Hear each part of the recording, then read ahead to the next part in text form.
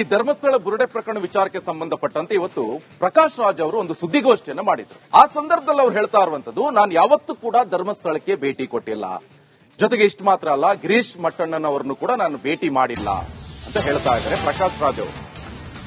ಇದು ಬೆಂಗಳೂರಿನಲ್ಲಿ ನಟ ಪ್ರಕಾಶ್ ರಾಜ್ ಅವರ ಹೇಳಿಕೆ. ಧರ್ಮಸ್ಥಳದಲ್ಲಿ ಸರಣಿ ಸಾವಿಗೆ ಆತಂಕ ವ್ಯಕ್ತಪಡಿಸಿದ್ದೆ, ಹೌದದು. ನಾನು ತನಿಖೆ ಮಾಡುವಂತೆ ಒತ್ತಾಯ ಮಾಡಿದ್ದು ಕೂಡ ನಿಜ. ಆದ್ರೆ ಗಿರೀಶ್ ಮಟ್ಟಣ್ಣನವರು ನನಗೆ ಕರೆ ಮಾಡಿದ್ದು ನಿಜ. ಚಿನ್ನಯ್ಯ ಜೊತೆ ಮಾತನಾಡುವಂತೆ ಹೇಳಿದ್ರು. ಇದೇ ವೇಳೆ ಚಿನ್ನಯ್ಯ ವಾಯ್ಸ್ ಕೂಡ ಕಳಿಸಿದ್ರು. ಮೆಸೇಜ್ ಬಗ್ಗೆ ಎಸ್ಐಟಿ ಗಮನಕ್ಕೆ ನಾನು ತಂದಿದ್ದೀನಿ. ಅಲ್ಲಿ ಮೃತಪಟ್ಟಿರೋದು ಹಿಂದೂ ಹೆಣ್ಮಕ್ಳೇ. ಇಷ್ಟೊಂದು ಸಾವು ಯಾಕಾಯ್ತು ಅಂತ ಪ್ರಶ್ನೆ ಮಾಡಿದ್ದೇನೆ. ನಾನು ಧರ್ಮವನ್ನ ಪ್ರಶ್ನೆ ಮಾಡಿಲ್ಲ ಅಂತ ಪ್ರಕಾಶ್ ರಾಜ್ ಹೇಳ್ತಿದ್ದ.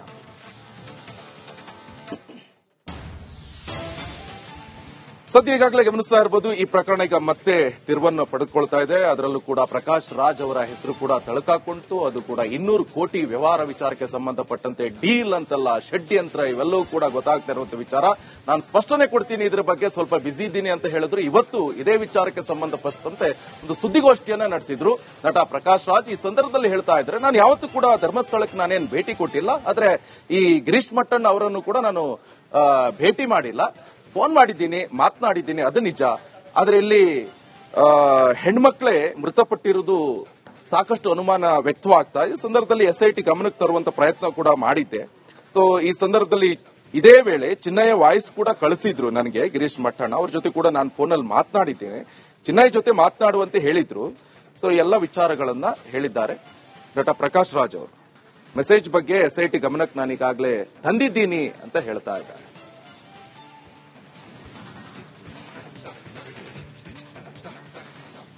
ಸದ್ಯ ಈಗಾಗಲೇ ಗಮನಿಸ್ತಾ ಇರಬಹುದು ವೀಕ್ಷಕರೇ, ಈಗಾಗಲೇ ರಿಟ್ ಅರ್ಜಿ ಸಲ್ಲಿಸಿದಂತಹ ಸಂದರ್ಭದಲ್ಲಿ ಚಿನ್ನಯ್ಯನಿಗೆ ಸಾಕಷ್ಟು ಬೆದರಿಕೆ ಕರೆಗಳು ಬರ್ತಾ ಇದೆ. ತನಗೂ ಹಾಗೆ ತನ್ನ ಫ್ಯಾಮಿಲಿಗೂ ಬೆದರಿಕೆ ಕರೆಗಳು ಬರ್ತಾ ಇದೆ ಅಂತ ಚಿನ್ನಯ್ಯ ಬೆಳ್ತಂಗಡಿಯಲ್ಲಿರುವಂತಹ ಎಸ್ಐಟಿ ಕಚೇರಿಗೆ ಹೋಗಿ ದೂರನ್ನ ಕೊಟ್ಟಿದ್ದಾನೆ. ನನಗೆ ಗಿರೀಶ್ ಮಟ್ಟಣ್ಣ ಇರಬಹುದು ಅಥವಾ ಬೇರೆ ಬೇರೆ ನನಗೆ ಬೆದರಿಕೆ ಕರೆ ಬರ್ತಾ ಇದೆ ಅಂತ ಹೇಳ್ತಾ ಇದ್ದಾನೆ. ಸೊ ಸದ್ಯ ಈ ಸಂದರ್ಭದಲ್ಲಿ ಈಗ ಮತ್ತೊಂದು ತಿರುವನ್ನು ಪಡೆದುಕೊಳ್ತಾ ಇದೆ ಪ್ರಕಾಶ್ ರಾಜ್ ಅವರ ಈ ಸುದ್ದಿಗೋಷ್ಠಿ. ಸದ್ಯ ಇನ್ನೇನೇನು ಬೆಳವಣಿಗೆ ಆಗಬಹುದು ಈ ಪ್ರಕರಣದಲ್ಲಿ ಅಂತ ಕಾದ್ ನೋಡಬೇಕಾಗತ್ತೆ. ಸದ್ಯ ಈ ವಿಚಾರಕ್ಕೆ ಸಂಬಂಧಪಟ್ಟಂತೆ ಒಂದು ಸ್ಪಷ್ಟನೆ ಕೊಡುವಂತ ಕೆಲಸ ಮಾಡಿದ್ದಾರೆ ಪ್ರಕಾಶ್ ರಾಜ್.